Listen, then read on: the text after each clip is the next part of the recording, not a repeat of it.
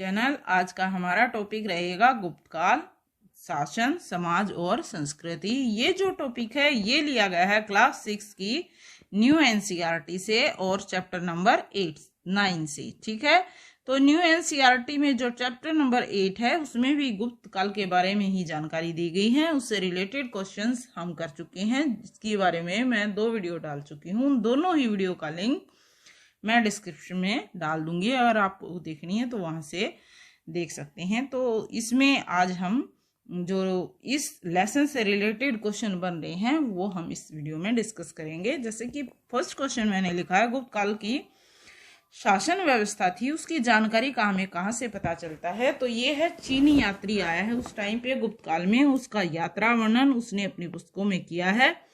विशाख दत्त और कालिदास के नाटक रहे हैं। विष्णु शर्मा जो कहानियों का लिखा है संग्रह पंचतंत्र, उसके पंचतंत्र से, पुराणों से, शिलालेखों और सिक्कों से हमें गुप्त काल के बारे में जानकारी मिलती है। नेक्स्ट क्वेश्चन लेते हैं, गुप्त काल में किस तरह की शासन प्रणाली थी। तो उस टाइम पे राजतंत्रात्मक शासन प्रणाली उन्होंने अपनाई हुई थी।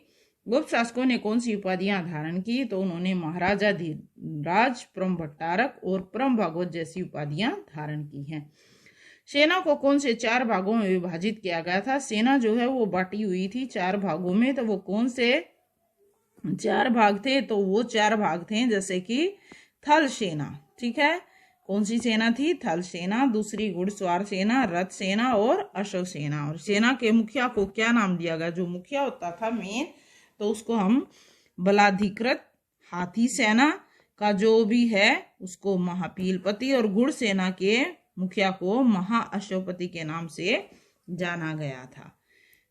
पुलिस कर्मियों को गुप्त काल में क्या कहा जाता था, उन्हें चाट या भाट कहा जाता था। ठीक है, पुलिसकर्मी क्या कहलाते थे, चाट या भाट। जबकि जो रक्षा करने वाले थे पहरेदार, उनको रक्षिन कहा जाता था। ठीक है, उनको क्या कहा जाता था, रक्षिन। गुप्त काल में न्याय व्यवस्था कैसी थी और सर्वोच्च न्यायाधीश कौन होता था, जो काफी उत्तम, बहुत ही अच्छी जो थी न्याय व्यवस्था थी। और इसी के साथ जो राजा है वो सर्वोच्च न्यायाधीश होता था। न्यायाधीश कौन होता था गुप्त काल में, राजा स्वयं होता था। भुक्ति किसे कहते हैं, प्रशासन में कुशलता लाने के लिए गुप्त काल में राजाओं ने अपने साम्राज्य को क्या किया, कई विभिन्न प्रांतों में बांट दिया। ठीक है, राजाओं क्या किया, उन्होंने अपने शासन को विभिन्न प्रांतों में बांट दिया और इन्हें ही भुक्ति कहा गया है।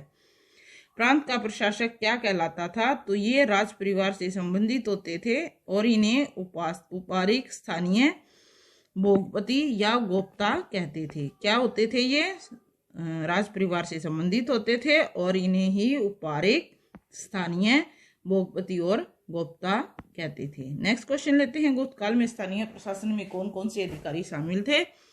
जैसे कि स्थानीय प्रशासन जो स्थान विशेष में चलाया जाता है, तो प्रांतों को है विषयों में बांटा गया और ये विषय क्या होते थे, जिले, और जिसके अध्यक्ष विषयपति होते थे और सहायता करने वाले अधिकारी होते थे। ठीक है, विषयपति और सहायता करने वाले, जैसे कि श्रेष्ठी, सार्थवा, कुलिक और कायस्थ, इस तरह के प्रशासन को चलाने वाले कुछ मुखिया होते थे। ग्राम को प्रबंध करने वाला कौन होता था और इसके सहायक कौन कौन थे, मतलब गांव की देखरेख करने वाला, तो ग्रामपति उसे कहते थे। और उसका दूसरा नाम उस टाइम पे महतर भी था। और ग्रामिक और कुटुंबिन जो हैं ये सहायक होते थे इस ग्रामपति के और महतर के। नेक्स्ट क्वेश्चन लेते हैं, गुप्त काल में आय का मुख्य साधन क्या रहा होगा। तो वो भूमि कर रहा था, जो उपज का लगभग 1/6 भाग होता था। वरामियर ने क्या बताया है, वर्ष में 3 फसलें, ठीक है, जैसे कि ठंड में तो रबी, बरसात में खरीफ की फसल और अन्य साधारण फसलें उगाई जाती थी। गुप्त काल में हिंदू धर्म के क्या प्रमाण मिले हैं। तो वैष्णव की पूजा, विष्णु की पूजा, शैव की पूजा, देवी पूजा और सूर्य मत, ये प्रमाण मिले हैं। सूर्य मत को भी मानने वाले लोग थे। गुप्त काल में विष्णु के किन 10 अवतारों की पूजा की जाती थी। तो 10 अवतार थे विष्णु के, जैसे कि मत्स्य, कुरम, वराह, नरसिंह, वामन, परशुराम, राम, कृष्ण, बुद्ध और कली। ठीक है, कल्कि। तो इस तरह की पूजा की जाती थी। शैव मत में किसकी पूजा करते थे। तो शैव मत जैसे भगवान शिव से संबंधित है ये मत, तो इसमें किसकी, शिव का जो प्रतीक है शिवलिंग की पूजा होती थी, पार्वती की, और शिवपुत्र कार्तिकेय, गणेश और नंदी की पूजा होती थी। सौर एवं शाक्य मत में किसकी पूजा पर बल दिया जाता था? सौर मत में तो सूर्य की पूजा पे, और शाक्य जो मत है वो देवियों की पूजा पे बल देता था। गुप्त काल में उच्च शिक्षा के लिए कौन से विश्वविद्यालय प्रसिद्ध थे? गुप्त काल में जो उच्च शिक्षा है तो ये उस टाइम पे नालंदा और तक्षशिला विश्व प्रसिद्ध थे। गुप्त काल में कौन से मंदिर बनाए गए? तो जैसे देवगढ़ झांसी है, वहां दशावतार विष्णु का मंदिर बनवाया गया। भीतरी गांव का दशावतार मंदिर बनवाया गया। भूमरा मध्य प्रदेश में शिव मंदिर, नचना कुठार मध्य प्रदेश पार्वती मंदिर, तिगवा मध्य प्रदेश वैष्णो मंदिर, और बोध गया और सांची का मंदिर बनवाए गए। मूर्ति बनाने के प्रमुख केंद्र कौन से रहे हैं? जैसे कि मथुरा और अमरावती। गुप्त काल में अजंता, एलोरा, बाघ की गुफाएं के चित्र हमें मिलते हैं। तो ये मुख्य चीजें रही हैं मूर्ति के लिए। नेक्स्ट है, गुप्त काल के मुख्य साहित्यकार कौन कौन से थे? जैसे कि कालिदास और अन्य लेखक, विशाखदत्त, भारवी, दंडिन, ठीक है, भारवी, शूद्रक और अमर सिंह मुख्य रहे हैं। कालिदास की प्रमुख रचनाएं कौन सी हैं? अभिज्ञान शाकुंतलम, रघुवंशम, मेघदूत, मालविकाग्निमित्र, ऋतु संहार, कुमार संभव और विक्रमोर्वशीयम, ये मुख्य रचनाएं कालिदास ने लिखी हैं गुप्त काल में। गुप्त काल में आर्यभट्ट ने क्या खोजा?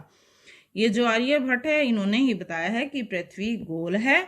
अंक लिखने की प्रथा जो है वो इन्होंने ही शुरुआत की है, और अंकों का स्थानीय मान, शून्य और दशमलव प्रणाली की स्थापना भी इन्होंने ही की है।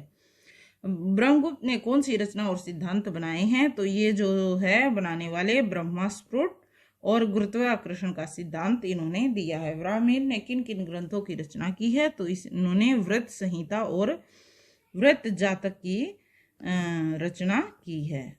लास्ट क्वेश्चन लेते हैं, अष्टांग की रचना किसने की? तो ये महर्षि वाग्भट ने अष्टांग की रचना की है। ये हैं गुप्त काल से रिलेटेड सारे क्वेश्चंस इन वीडियो में कवर हो जाते हैं। So if like my video please subscribe my channel. Thanks for watching the video.